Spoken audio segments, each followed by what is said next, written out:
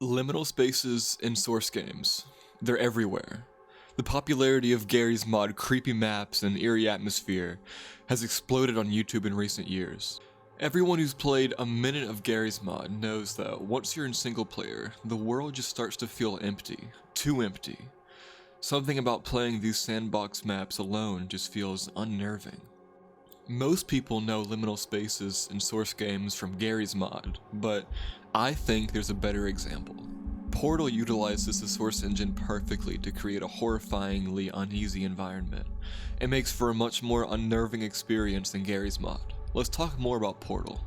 Chell wakes up in a cryostasis chamber and comes to learn that she's been enrolled into a testing process for Aperture Science. There's a voice talking to her, a robotic female voice named GLaDOS. All GLaDOS is a computer voice used to guide her through the tests. She's also told that serious injuries may occur, but before she's told how to avoid these injuries, the voice just distorts into whatever this is. Please refrain from and back. She's let out of the room by a portal, and she's taken into the first test chamber. She completes the first test and enters an elevator, which takes her to the next chamber. The tests that she does consist of completing simple tasks, like putting these boxes on buttons and just making it to the door. The portals are basically two holes, through which one can teleport to the relative portal. You go through one, you come out the other. While she's doing said tests, GLaDOS is spewing mostly nonsense, but sometimes she says something eerie, like that a taste of blood is to be expected during the tests. Some of the stuff she says isn't even inherently bad, but it just sounds uneasy. Like when she says the Aperture Science Bring Your Daughter to Work Day is a perfect time to, quote, have her tested. Eventually, Chell is awarded her own portal gun with which she can make her own portals. In one test, she encounters a pool of what she's told is acid that will kill her if her skin touches it.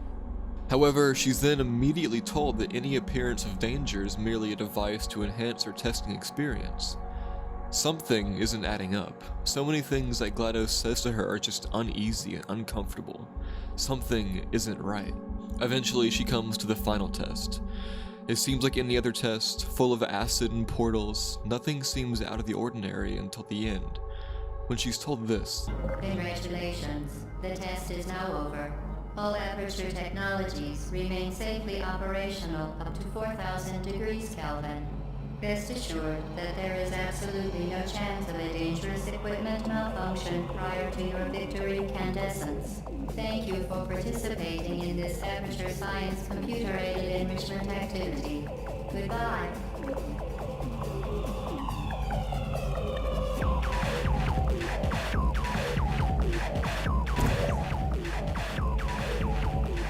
But then, Chell sees an escape. There's an area she can portal to escape the fire. Upon doing so, GLaDOS screams at her to stop. GLaDOS malfunctions. Very happy for your success. We are throwing a party in honor of your tremendous success. As Chell's escaping, it's as though what Chell thought was a computer program is more than that. GLaDOS changes her mind and tries to make it look like it was staged, all a part of the test. Chell starts to realize that maybe GLaDOS is more than just a computer. She escapes into the back rooms of Aperture Science. This isn't the testing area anymore. This is the industrial back, the side of the facility that she wasn't meant to see. Something about being back here where she's not supposed to be is eerie. Partly because something or somebody just tried to murder her, but also partly because there's nobody back here. She was told that she's in a scientific facility full of scientists running tests and keeping up the building, but where is everyone? She keeps running through the back of the scientific facility, seeing all sorts of places that remain empty, being aided by these markings on the wall. That begs the question, how did these markings get here? Who drew them? Has someone else also been trapped here? What happened to them? Chell's mind rushes with fear, her head becoming full with an eerie feeling. Through her escape, Chell encounters many different rooms. One of these consists of numerous long metal poles sticking out of the walls, floor, and ceiling, all moving around and trying to kill her. Another consists of a huge complex full of little indentations, housing deadly turrets equipped with machine guns. After all of this, Chell eventually finds her way to GLaDOS' lair. She finally sees what GLaDOS looks like. The design is creepy, almost mirroring the design of a tied-up woman. Shell comes to realize that what's making GLaDOS stable is her personality cores, so in an effort to defeat GLaDOS once and for all, Shell destroys all the cores. And she ends up succeeding. The ceiling, for some reason, opens up and pulls everything into itself like a black hole. Shell finds herself lying on the cement ground of a parking lot outside of Aperture Science. All this time, she's been underneath a normal place. It's weird to see how, during all of this madness, outside is just normal, nothing out of the ordinary. All this time, she's been like 50 feet away from freedom. Once Shell thinks escape is finally a possibility, she's pulled back into the facility, helpless to Aperture Science's unalterable desire to keep her. And that's the story of Portal. This story is a perfect horror piece. At first, you're not really sure what's going on. You don't realize you even have any reason to be scared until later on. Portal really is a magnificent showcase of liminal spaces and how they can be used in horror. In this story, you're not only in a liminal space, but you're trapped in one. No escape. You can try, and you certainly put forth a lot of effort, but that effort is futile. It's a similar draw to that of the backrooms. Escape is impossible. Being stuck in this facility is inevitable, and you're not even sure why you're being kept inside. You think you're smart, you think you get close to escaping, but you're literally trying to outsmart an AI with the power of an entire scientific facility whose entire purpose for existence is self-appointed to be homicidal tendencies. Something about the design of the backrooms of Aperture Science is genius. The dark browns, the silvers, everything just looks dirty. It looks like no one's been here for years. It's a perfect liminal space, and you're really trapped here. This portion of Aperture Science could easily be a level of the backrooms.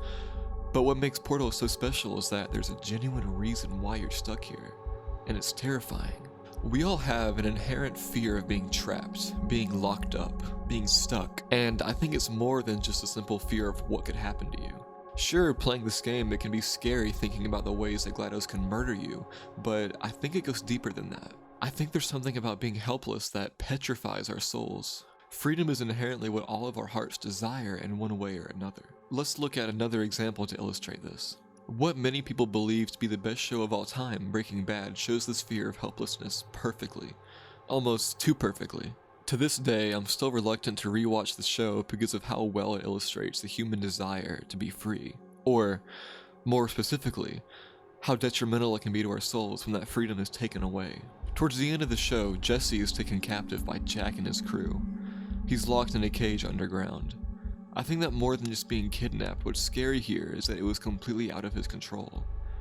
In crime shows like this, most of the time, kidnappings happen when a character is putting themselves out there, risking something. For example, in Ozark, Marty is taken captive because of a choice that he made. But here in Breaking Bad, Jesse is kidnapped while he was trying to do good.